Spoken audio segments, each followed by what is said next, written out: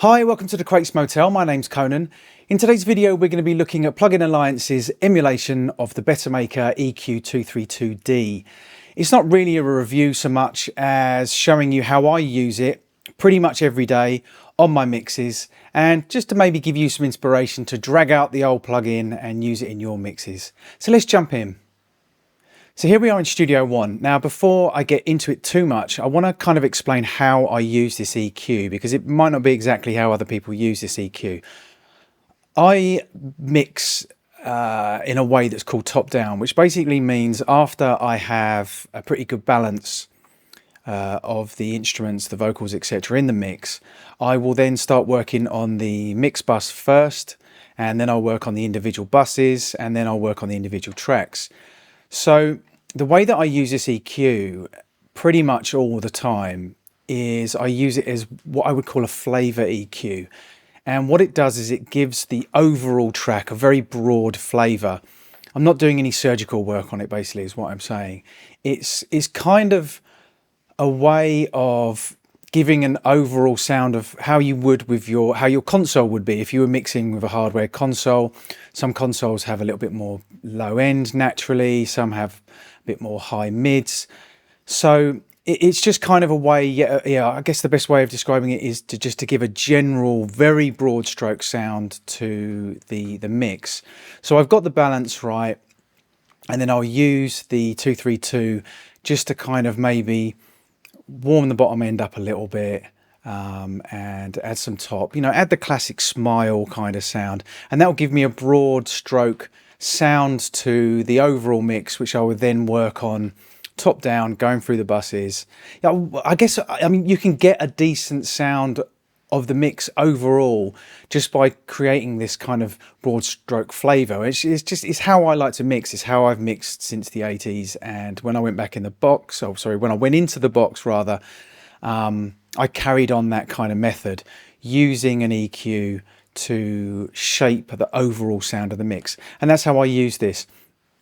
So let's get into a bit more detail on the actual plugin. As you can see, it's very, very simple. You can have it showing the right and the left if you want, or you can just click that and make it smaller. Run through the controls very quickly. Over here you can turn on or off the individual sections. We'll get to this part in a moment. Here you have pretty kind of classic Pultec style low end, where you can boost and attenuate. You can choose the frequency, and you can choose the frequency of the attenuation, and you can do the same with the highs. You can affect the Q of the highs here. I tend to have it quite broad, but we'll get to that in a moment. Here we have the additional part, which makes it a bit different from your regular Pultec, although Pultec do actually do a separate unit where you can adjust the mids. So with this, you have EQ1 and EQ2, and with the EQ1 you can adjust the, let's call it the low mids, I guess, but you can actually go all the way down to 45. Here you can affect the Q.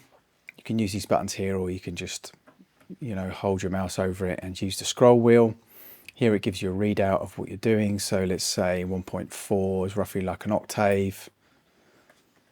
You can see you can adjust it there.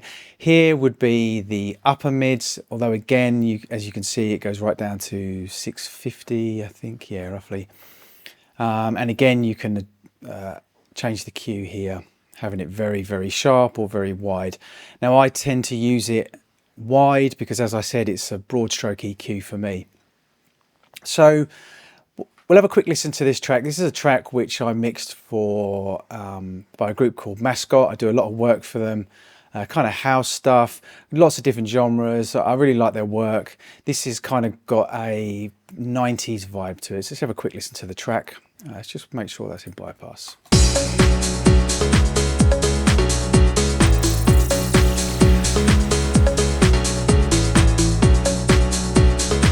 So there you go, you got that classic kind of M1 piano, M1 organ sound. So I've got the balance pretty good, and I have this on my mix bus. The only processing I have so far is I have a little bit of compression with the Pro C2 from FabFilter. With this, I'm just compressing the mid-range, very, very small amount. I have my SSL G bus from UAD, which I pretty much use on every mix. Again, just a real tickle. It's not affecting the low end at all. It's really just to do just a little bit of glue. This is the mix bus, so I don't really want to do too much glue here.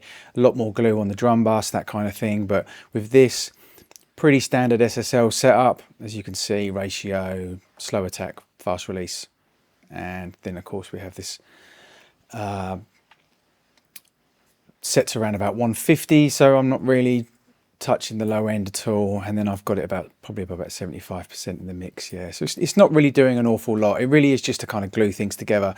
But let's get to the Bettermaker, and here's where I will affect the sound, the overall sound of the whole mix. But what I also want to point out is, I'll start with this. I'll set the tone for the whole mix, but I will change it as things go. This isn't written in stone. I won't just leave this and you know, and set, you know, oh, that sounds great, and then not touch it, because obviously as I then process the buses and then process the individual tracks, I might need to adjust this slightly. But I have, you know, by listening to the track, assessing the track, I can think to myself, well, that maybe needs a little bit of bottom end. Maybe it needs a little bit of a boost at 5K, or, you know, whatever, that kind of thing. A little bit of the boost in the top end. Maybe I need to scoop out some 200. Sounds a bit muddy, but just to get me in a nice ballpark before I touch anything else. And that's what I do with the EQ on the mix bus. So let's just get some sounds going.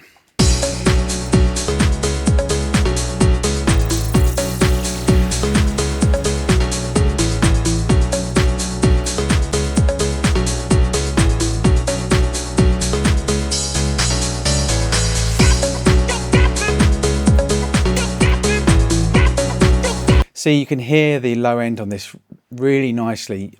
I've only got a dB of boost there, but actually just let me pull this back just slightly so that we're not getting louder. That sounds about right. It's not going to be accurate because it's not an auto gain, but I'll rough, you know, probably about -1 will do. That'd be fine. So I'm pushing 60. And it's just really kind of warming up the low end, and if I drop it in and out, you'll be able to hear.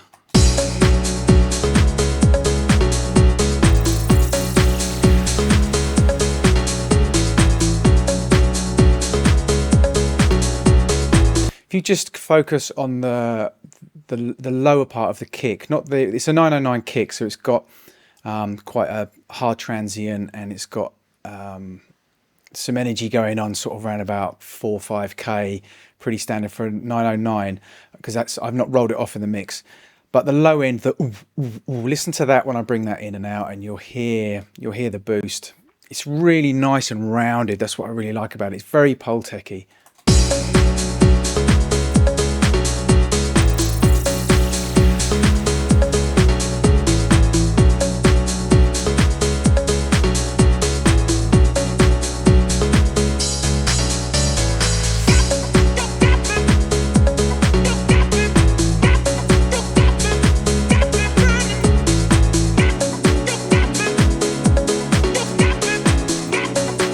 Let's just take that back for a second. So I've got it quite broad, 16. I might take that down to 12. I'm just going to have a listen.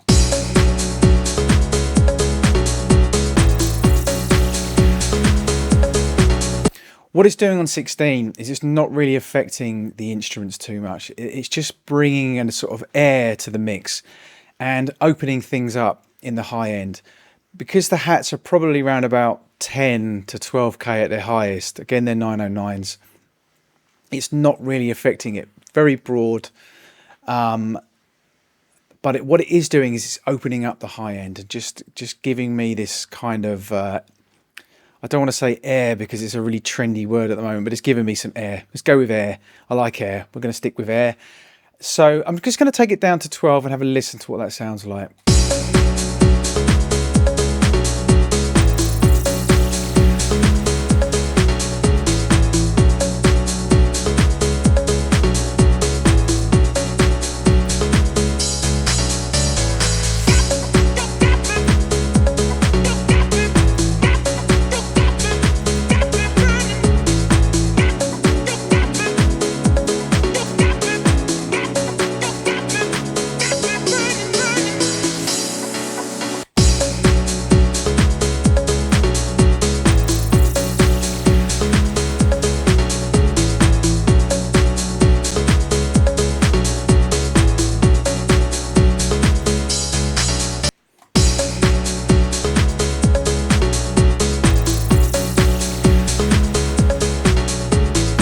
Yeah, so I'm getting in the ballpark now.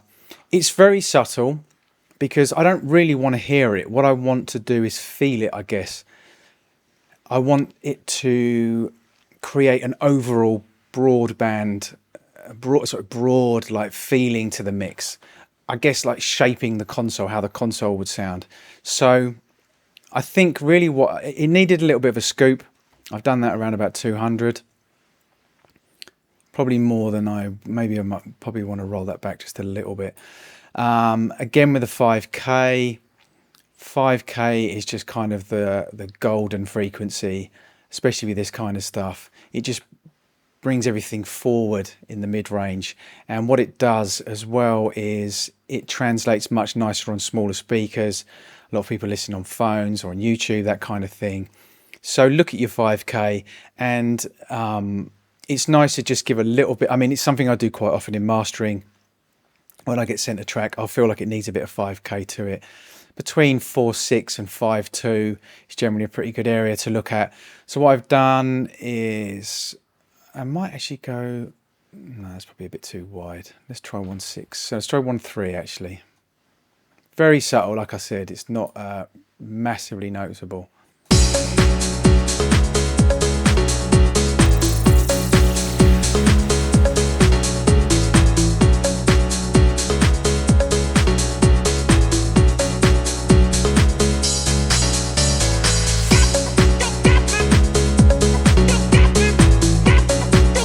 You see, you can actually push it quite far and it still sounds good.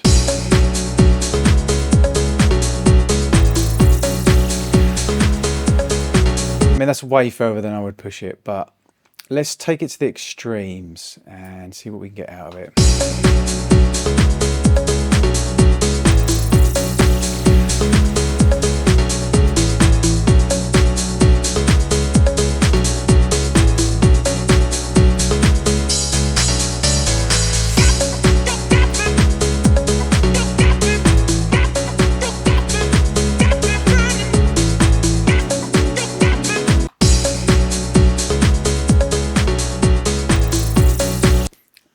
I do say this quite a lot.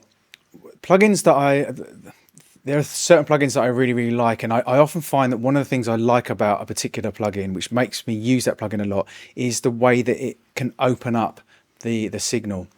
And this EQ really does that for me on the mix bus. And the reason why I keep going back to it, and you know, I try other EQs, and there's some amazing EQs out there, from Waves, from Plugin Alliance, from FabFilter. You know, there's endless amount of EQs that I could be using in the place of this EQ. But the reason why I go back to this one is because it is a piece of hardware that I've used.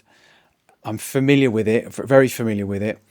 I'm not going to compare them because I haven't got them sitting side by side, so I'm not going to say it sounds exactly like the hardware, but it does behave in the way that I remember the hardware behaving, in that it will open up a mix in such a way that sounds very natural, but still it gives it this nice kind of sheen, I guess. It's kind of navy in that way. There's an EQ that I use from Plugin Alliance that's based on a navy EQ, name escapes me.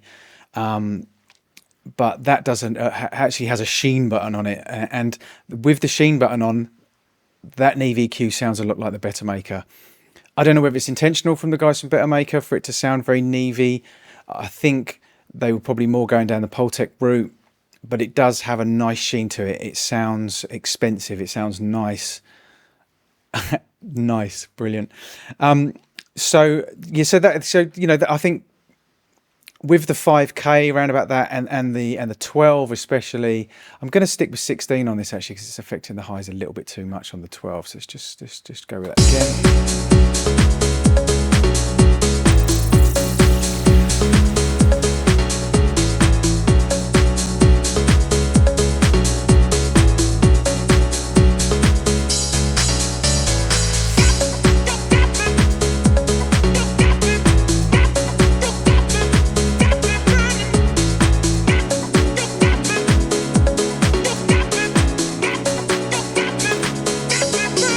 So do bear in mind that there is no processing on this mix at all. I haven't touched the instruments. I haven't touched the drums.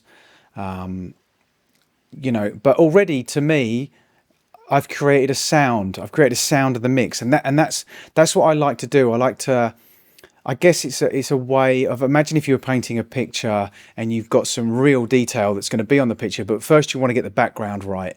You want to get your canvas in a good place. So then you can focus on the main focus of the piece of art that you're working on.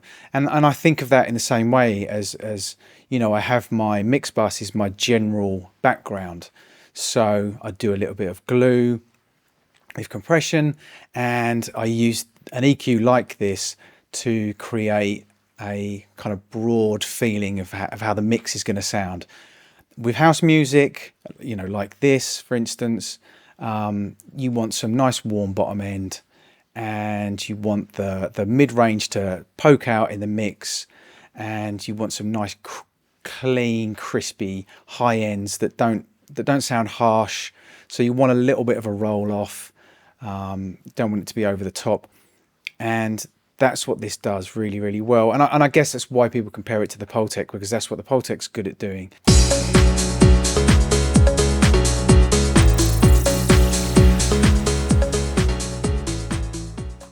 So there you go. Very quick rundown of how I use the Bettermaker. You know, there's a million other ways to use it. A lot of people I've seen use it on drums, bass. It's very good on bass. It's nice on vocals. But I tend to use it in that way. I tend to use it as a broad stroke EQ. I keep going back to it. I mean, I do literally use it on 90% of my mixes. I don't use it in mastering. It doesn't do what I want it to do in mastering. I tend to go for something more along the lines of the Amex stuff from Plug-in Alliance. So maybe some of the stuff from Acoustical Audio. But for mixing on the mix bus, I absolutely love it. It has such a nice warm low end, really, really nice in the upper mids, 4.6 to 5.2. It's really, really nice. And then just how it adds this really nice sheen in the high ends, you know, and that's what I want from that type of EQ, is to just create a broad sound to the mix, just to, you know, add some flavor, I guess. So thanks for watching. Please subscribe for more mixing and mastering tutorials and reviews. This is the Crates Motel. My name's Conan. Till next time.